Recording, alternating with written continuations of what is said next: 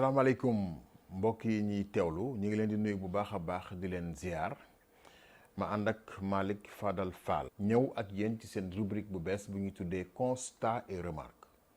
Alors dañuy constater di remarquer li ñu gën a nemmeeku nag ci semaine bi nga xam ni moo di weeru novembre wi ñu nekk moo di sorti album bu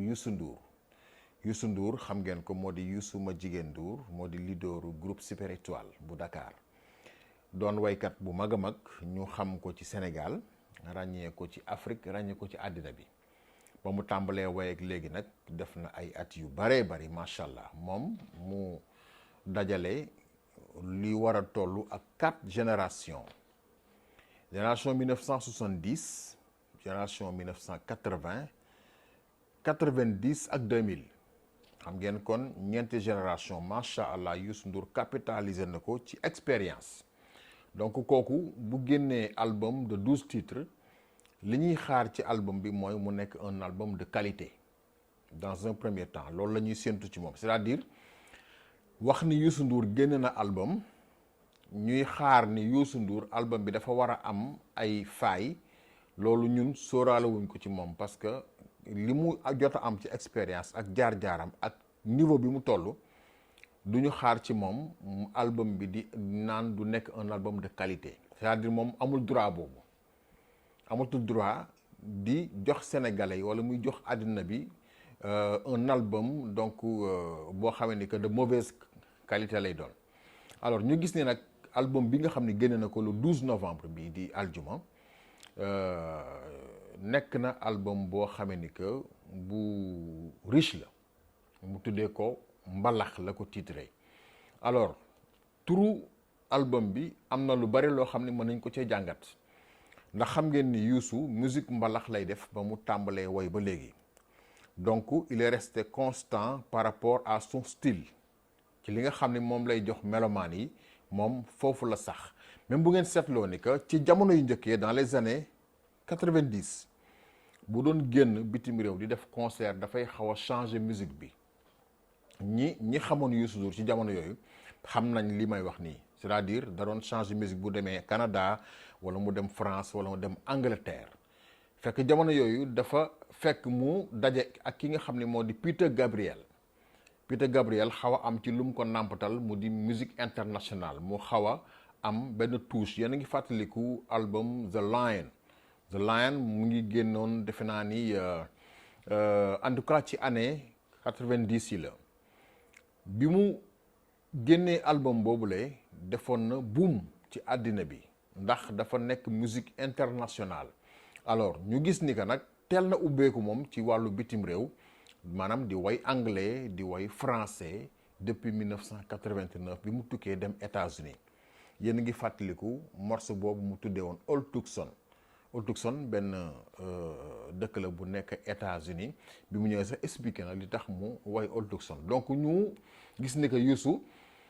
lu jamono yi gën a dem rek moom muy gën di progresser nit ñi dañuy wax ni am njàngam sorewul waaye feeñul ci ab liggéeyam c'est-à-dire ni mu ko organiser ak ni mu toppee plan de carrière am ba fii ñu yegg si nii. Alors loolu nag li ko may moo di xëy na ak may la goo xam ne suñu borom moo ko jagleel moom Youssou ma jigéen Ndour bu ñu ñëwaatee ci album bu bees bi nga xam ne moom la génnee mu di 12 titres di fukki way ak ñaar. Alors c'est la dimension de l'artiste moo tax mu génn fi mu génn ba wax naa leen ko sax mu tuddee ko mbalax. Alors mbalax mi nag bu ngeen dégloo album bi intégralement di ngeen gis ni que amul mbalax mu rythmé mi ngi ci doon xaar loolu moo gën a xëy na di jaaxal nit ñi léegi annoncé na mbalax teg ay instruments ci wetam bu ngeen xoolee image yi di ngeen gis ni que teg na ay sabar teg ay guitare xam nga donc mu nekk ay instruments yoo xam ni que moom mooy tëgg musique mais boo dégloo album bi mbalax classique la ko def rendre na ci hommage Thione Ballago Seck ñu koy ñaanal suñu borom jéggal ko yóbbu ko àjjana incha allah bu ko defee nag moom war na ko ndax mook Thione dañoo bokk génération am jaar-jaar boo xam ne jot na fee xew alors ci biir loolu nag Youssou bu coon dëddoo jaadu na mu rendre ko hommage kon loolu sénégalais yi dañ ko war a rafetlu te encourager ko ci sant ko ak njabootam sant ko ci gërëm ko te man jàpp naa ne du yem foofu ak Thione Ballago Seck bu ngeen fàttali ko mosoon na ko fi invité Bercy ñoom ñaar ñu dem bi Thione ñëwee dafa ni Youssou yóbbu na ma teral na ma sargal na ma te bi mu koy présenté Bercy dafa ni bi Youssou dafa wax Thione ni ko kii waykat la boo xam ne bokk na ci waykat yi gën a mag ci Sénégal donc Youssou moom fa mu nekkoon démb fa la nekk ba tey Youssoum démb mooy Youssoum tey musul changé ça il faut que nit ñi di am reconnaissance di wax loolu Youssou moom il est resté constant par rapport ak doxinam depuis bi mu commencé def musique ba léegi nii. alors maintenant bu ñu gisee album bi 12 titres remarqué na man nag dafa am ay morceaux yoo xam dañ ma ci marqué bi ma leen dégloo mu di morceau mool ak morceau bi nga xam ne moo di Maman Africa moom itam marqué na ma gàgganti ko moom itam marqué na ma ak wax ju bari tamit marqué na ma alors li tax mool marqué ma mooy ni mu ko waxee c'est-à-dire bu ñu seetloo album bi nag c'est plein d'enseignement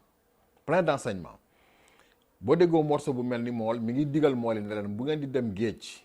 dénk leen seen bopp yàlla waaye nag na ngeen fagaru dee leen déglu météo dee leen jël seen GPS dee leen sol seen gilet wax ni nag mool yi ni ma leen bëggee yéen bokk ngeen ci sama fans yi nga xam ne yéen a ma gën a xam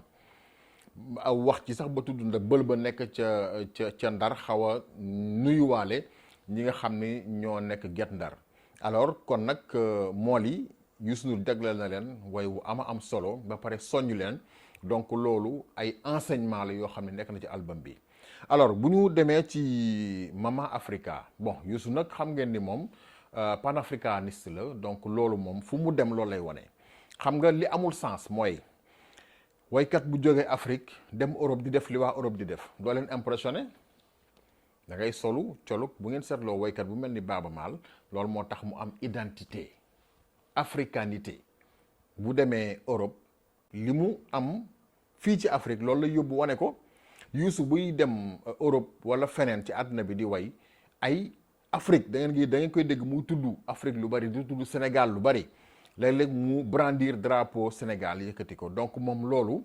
dafay wane ni moom africain la et fier d'être africain et ça c'est très important loolu mooy tax tubaab yi jox la cër mais boo demee di wane ne que ci ñoom nga bokk ñoom dañuy jàpp ne rek tubaab bu ñuul nga voilà donc Youssou respect bi mu am à l'international tubaab yi jox ko cër loolu kese la dafa wane ni moom sénégalais la et fier d'être sénégalais et africain d'une manière générale alors boo seetloo woy wu mel ni gàgganti ko maanaam boo nekkee ak sa soxna mu ne la boo meree bu la fekkee nga taxaw na nga toog bu la fekkee nga toog na nga tëdd te bu ndaw si tàngale yow na nga seral et ça c'est important nga déglu Mbaye Dieye Faye feelu ko rendre hommage jabaram Maam Ndiaye wax ni Maam Ndiaye da koy njëkk a moom day njëkk a mer Maam Ndiaye maanaam da koy tooñ ba pare njëkk koo mer bu ko defee maam ni ko mbay mbasa voilà bu ko defee comme mbay tëggatu sawar la maam mbasa la koy wax rek wax ji jeex et ça c'est important foofu tam ñu joxe fa cër ñu joxe fa am njàngale ci diggante ñaar ñoo xam dañuy dencante bu ñu nekkee ci kër gi ku nekk dafa war di comprendre moromam bu ko defee nag ku góor ki comme góor moom moo yilif jigéen alors bu jigéen ji tooñee na ko jéggal rek aussi simple que ça voilà donc loolu moo ma gën a marqué man ci li nga xam ni moom moo di morceau gàgganti alors wax ju bari Sénégal léegi wax ji dafa bari trop te ku nekk nit ñi li ñuy wax daanaka li ëpp ci ñuy wax xamuñu dara ci li ñuy wax léegi nag man ci sam bopp laa koy commencer on ne parle bien que de ce que l'on connaît bien man li may wax nii bu ma ci amuloon benn xam-xam du ma si wax expérience la ñu capitaliser am yu ñu fekkee am yu ñu gëstu ba tax ñu koy wax d'accord maintenant wax ju bari ji nekk ci réew mi léegi Youssou Ndour wax na ci bu ngeen seetloo ci album bi mu mujj génnee way na ci réseaux sociaux di dénoncer li nga xam ni mooy am ci réseaux sociaux yi ku nekk di wax lu la neex léegi nag wax ju bari ji léegi dafa dem ba law fépp chaîne de télévision yi ku jóg wax internet bi ku mu neex nga jël sa téléphone saaga ku la neex attaqué ku la neex def lu la neex di wax quoi di wax foo dem wax ju bari baaxul. donc album bi mën nañu wax ni que album boo xam ne que bu bëri ay enseignement la bu bëri ay njàngat la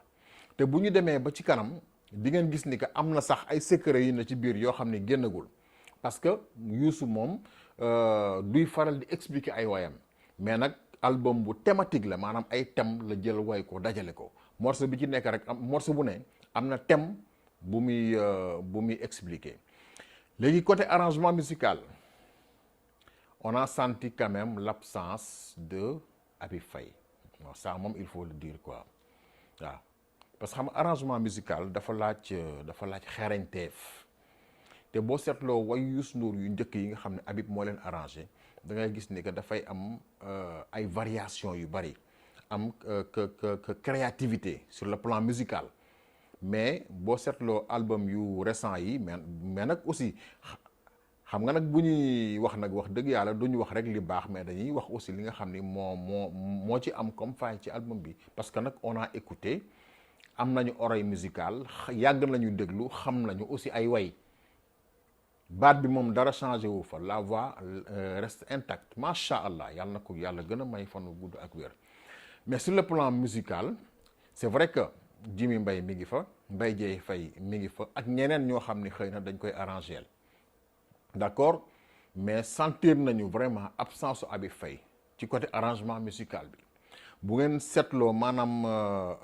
en profondeur bu ngeen dégloo musique bi di ngeen xam ni que titres yi dafa xaw a manqué ay variations d'accord sur le plan musical côté arrangement musical di ngeen gis ni que am na ay mbir yoo xam ni yu xóot a xóot la yu ci waroon am xëy na te manqué na ci loolu nag du ñu wax ni que Habib rek moo mënoon a arrangé mais Habib dafa demoon ba bokk ci musique gu Youssou Ndour ci période bi nga xam ni Youssou dugg na ci gouvernement bi mook Jimi Mbaye ñu dem sentir nañu seen absence loolu moom Moustapha mi ngi fa am na ñeneen ñoo xam ne ñi ngi ci groupe bi Mbaye Dieye Faye moom mi ngeen di gis noonu mën na arranger am na morceau yoo xam moom wala di modifier et ça c'est important mais ku ne ak liggéeyam mais Habib nag dafa bokkoon moom ci musique gu Youssou Ndour depuis bi mu nekkee xale Youssou nampatal ko ci dem ba ñu miin ko mu benn jamono mu xaw a génn moo Jimi Mbaye ñu génn waaye nag bi yàlla dogalee mu dellu siwaat aussi sentir nañu ni Habib dellu siwaat na waaye bi mu génnee àddina aussi ginnaawam sentir nañu absence bi yàlla na ko suñu borom jéggal yeesal yërmande ci ñoom alors en tout cas en gros remarque boobu rek la ñu mënoon def tuuti ci album Youssou Ndour bu bees bii nii xëy na bu ñu demee ba ci kanam comme ni ma leen ko waxee sànq dina am yeneen secret yu génn ci album bi xëy na ñi ngi xaar mu def grand bal comme ni mu ko daan wootee CICES bu boobaa dina wane un peu spectacle bi nga xam ne mooy accompagner album bi côté promotion aussi ñi ngi koy xaar bu ko defee mu ay plateau yoo xam ne dina gën expliquer un peu lan la ñuy wax par rapport ak thèmes yi lu tax mu choisir thèmes yi mu choisir d'accord côté musique bi aussi lu tax mu choisir style musique bi mu indi nii cette fois-ci alors donc je pense que beaucoup de choses yoo xam ni xëy na Youssou ak expérience am donc incha allah dina ci ñëw pour gën koo expliquer bu ko defee nit ñi mën a xam un peu moom lu tax dans un premier temps mu génnee 12 titres est-ce que du day wan xale yi ni leen man bind naa lu doy ba tax ñu naan dama daan tàngal léegi nag mën naa génne lu bees parce que gis nañ ni que nag morceaux yëpp wax dëgg yàlla ay morceaux yu bees la et ça c'est important donc ba pare am na ci boobu foofu lay daaneele benn partie bu ma ci marqué aussi muy wax naan jéggal naa ñi ma tooñ ku ma tooñoon nag ma baal loolu wax ju jara jàngat la Mbaye Dieye Faye aussi daal di koy feel wax la même chose alors est-ce que du bii moo nar a nekk dernier album Youssou Ndour ba muy génnee on ne sait jamais wait and see nañu xaar mais en tout cas daal lancé na ci ay messages yu fort a fort te chaque fois day wax loolu ba pare répété waat ko muy dellu si waat ku ma tooñoon baal naa la ku ma tooñoon baal naa la ñi ma tooñ aussi nañ ma baal et je pense que ça c'est très important alors toujours rek étant que ci constance bi ma leen doon wax moom bu ngeen fàttali ko 1989 je pense way na nit ku dul juum amul nit ku dul juum way na ko waaye ca fin ba da ngeen dégg mu ne ngeen baal ma man sax dinaa juum voilà toujours moom day wax ak nit ñi mais toujours day indi boppam teg pour wane ni que nit kese la moom it lii arrivé ñeneen ñi mën na ko arrivé kon nag bu ne baal naa leen yéen it na ngeen ma baal je pense que loolu logique la mais daal ay wax ju jara jàngat la ñi ngi koy ñaanal yàlla fan wu gudd bu ànd ak wér Youssou Ndour donc bonne continuation il est parvenu à gravir brillamment toutes les étapes du succès pour devenir une vedette symbole donc en tout cas mu jox une tonalité donc musique mbalax bii di bu Sénégal bi yóbbu ko à l'international wër fépp ci àddina bi alors loolu la ñu mënoon a wax kon ci albumu Youssou Ndour bu bees bi donc ñu koy ñaanal plein de succès ma àndoon ak Malick Fadal Fall ñu di leen jox daje beneen yoon jërë ngeen jëf